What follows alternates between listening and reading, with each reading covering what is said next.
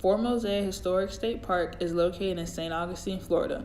The park serves as the site for the earliest known legally sanctioned black settlement in what will become the United States. Fort Mose has been recognized as a National Historic Landmark for over 24 years. For 2 of those years, Carl Marchand, the Park Services Specialist and Ranger, has helped keep the history of Fort Mose alive. Today to cut a lot of these things out of the school program. So we're becoming more and more of the educators of our history. Right.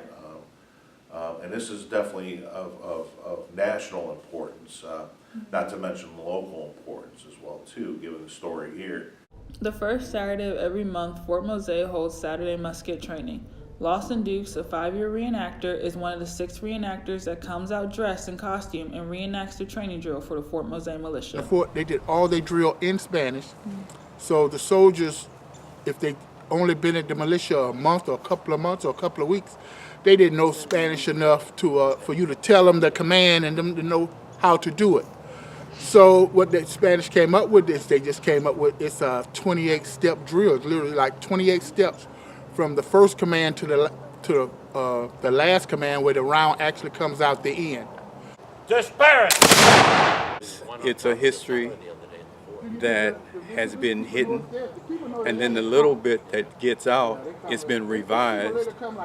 So, I think this would be something that's would be very important for particularly black children to learn. Fort Mose was established by the Spanish government in 1738.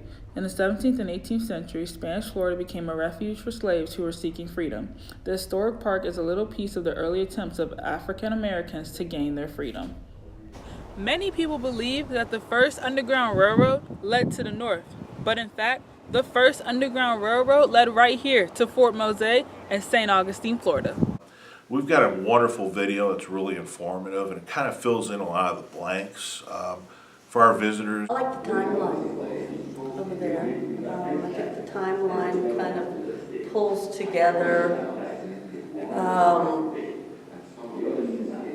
all of the little bits and pieces. I also like the main boardwalk that leads out through the salt marsh. It's 700 foot in length, and it opens up to an overlook, and from the overlook you can see in the distance the island where the archaeological dig was conducted back in 1987, which is the whole reason why we're in existence today, to tell that story. I think it's well worth coming to. I think it's a great place to for people, families, to bring their children and learn about this. Our main focus as part of being a Fort Mose Historical Society is to get the word out about Fort Mose so people will know. The Visitor Center is open Thursday through Monday from 9 a.m. to 5 p.m. Admission to get into the museum is $2.